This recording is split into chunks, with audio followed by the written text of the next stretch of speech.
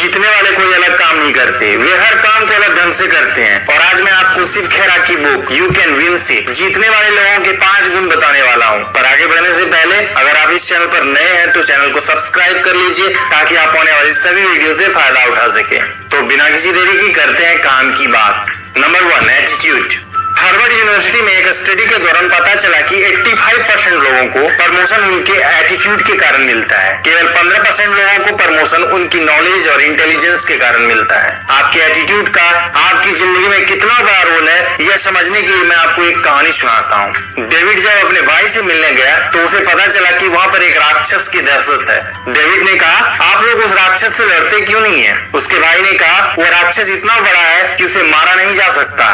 David ने जवाब देते हुए कहा कि आप सभी लोग गलत हैं। सच तो यह है कि वह राक्षस इतना बड़ा है कि उस पर लगाया गया एक भी निशाना चूक नहीं सकता। इसके बाद डेविड उस राक्षस से लड़ा और उसने एक गोली से उसे मार डाला। यहाँ से आप समझ ही गए होंगे कि आपका एटीट्यूड ही आपको जिंदगी में विनर बनाता है। अगर आप अपनी जिंदगी में मौजूद किसी भी समस्या से बाहर आना चाहते हैं तो उस समस्या के प्रति अपना एक पॉजिटिव एटीट्यूड बनाइए। Next, opportunity grabber. आपको इसे समझने के लिए मैं एक कहानी सुनाता हूँ। एक साधु था, वह भगवान का बहुत बड़ा भक्त था। एक बार गांव में बहुत भीषण बाढ़ आई, चारों तरफ पानी ही पानी दिखाई देने लगा। सभी लोग अपनी जान बचाने के लिए ऊंचे स्थानों की तरफ बढ़ने लगे। जब लोगों ने देखा कि साधु महाराज अभी भी पेड़ के नीचे बैठे हैं तो उन्हें यह जगह छोड़ने की सलाह दी। पर साधु ने कहा, तुम लोग अपनी जान बचाओ, मुझे तो मेरा भगवान बचाएगा। धीरे धीरे पानी का स्तर बढ़ता गया और पानी साधु के कमर तक आ पहुंचा। इतने में वहां से एक नाव गुजरी। मल्लाह ने कहा, हे साधु महाराज, आप इस नाव पर सवार हो जाइए, मैं आपको सुरक्षित स्थान तक पहुंचा दूंगा। नहीं, मुझे तुम्हारी मदद की आवश्यकता नहीं है, मुझे तो मेरा भगवान बचाएगा। कुछ देर बाद बाढ़ और प्रचंड हो गई। साधु ने पेड़ पर चढ़ना उचित समझा और वहां बैठकर ईश्वर को याद करने लगा। तभी अचानक उन्हें गड़गड़ाहट की आवाज सुनाई दी। एक हेलीकॉप्टर उनकी मदद के लिए आ पहुंचा। बचाव दल ने एक रस्सी लटकाई और साधु को उसे जोर से पकड़ने का आग्रह किया। पर साधु फिर से बोला, मैं इसे नहीं पकड़ूंगा, मुझे तो मेरा भगवान बचाएगा। उसकी हट के आगे बचाव दल भी उन्हें लिए बगैर वहां से चला गया। कुछ ही देर में पेड़ बाढ़ की धारा में बह गया और साधु की मृत्यु होगी। मरने के बाद साधु महाराज स्वर्ग पहुंचे और भगवान से बोले, हे प्रभु, मैंने तुम्हारी पूरी लगन के साथ आराधना की, तपस्या की, पर जब मैं पानी में डूबकर मर रहा था तब तुम मुझे बचाने क्यों नहीं आए? भगवान बोले, मैं तुम्हारी रक्षा करने के लिए 1 नहीं 3 बार आया। पहला ग्रामीण के रूप में, दूसरा नाविक के रूप में, तीसरा बचाव दल के रूप में, किंतु तुम मेरे इन अवसरों को पहचान नहीं पाए। दोस्तों, इस जीवन में हमें ईश्वर कई अवसर देते हैं। इन अवसरों की प्रकृति कुछ ऐसी होती है कि वे किसी की प्रतीक्षा नहीं करते। वे दौड़ते हुए घोड़े के समान होते हैं जो हमारे सामने से तेजी से गुजरते हैं। यदि हम उन्हें पहचान कर उनका लाभ उठा लेते हैं तो वे हमें हमारी मंजिल तक पहुंचा देते हैं, अन्यथा हमें बाद में पछताना ही पड़ता है। Next, ready for success. अगर आप किसी भी कामयाब इंसान की सफलता की कहानी जानेंगे तो आप पाएंगे कि वह इंसान बहुत सी असफलताओं को पार करके कामयाब बना। मैं आपको ऐसे इंसान की कहानी सुनाता हूँ जिसने सफल होने से पहले असफलताओं का समंदर पार किया। उस आदमी ने 21 साल की उम्र में व्यापार में असफलता प्राप्त की। 22 साल की उम्र में चुनाव हार गया। 24 साल की उम्र में उसने फिर से व्यापार में असफलता का सामना किया। 26 साल की उम्र में उसकी पत्नी की मृत्यु हो गई। 27 साल की उम्र में उसका मानसिक संतुलन बिगड़ गया। 34 साल की उम्र में वह चुनाव हार गया। 45, 47 और 49 साल की उम्र में उसे चुनाव में हार का सामना करना पड़ा। लेकिन 52 साल की उम्र में वह अमेरिका का राष्ट्रपति चुना गया। उस व्यक्ति का नाम अब्राहम लिंकन था।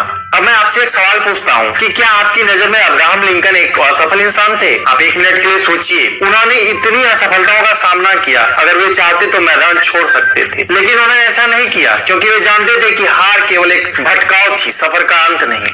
आप अपने बारे में क्या सोचते हैं, यह बात आपकी जिंदगी में बहुत अधिक मायने रखती है। अगर आप सोचते हैं कि आप अपनी जिंदगी में कुछ नहीं कर सकते तो आप कभी भी कुछ बड़ा हासिल नहीं कर पाएंगे। वहीं दूसरी ओर अगर आप चाहते हैं कि आप अपनी जिंदगी में बहुत कुछ कर सकते हैं तो आप सच में बहुत कुछ कर जाएंगे। इसलिए आपका ध्यान हमेशा हाई सेल्फ स्टीम की तरफ होना चाहिए। सेल्फ स्टीम आपके काम करने की क्षमता को बढ़ा सकता है। आपको अच्छे तरीके से समझाने के लिए मैं आपको हाई सेल्फ स्टीम और लो सेल्फ स्टीम वाले लोगों में अंतर बता देता हूँ। हाई सेल्फ स्टीम वाले लोगों के पास बात करने के लिए क्रिएटिव आइडिया होते हैं, उन्हें दूसरों की फिक्र होती है, इनके पास हमेशा ही बात करने के लिए काम की बातें होती है और वे गिवर होते हैं।